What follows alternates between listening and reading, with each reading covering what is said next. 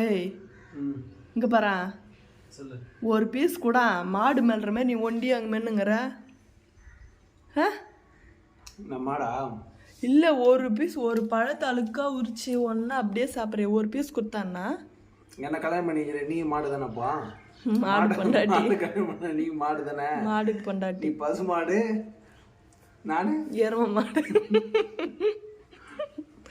இல்லை கொடுக்கலாம்ல, ஒரு பழத்தை அப்படியே அழுக்கா உரிச்சு சாப்பிட்டேங்கிற. ஒரு பீஸ் கொடுக்கூடாதா?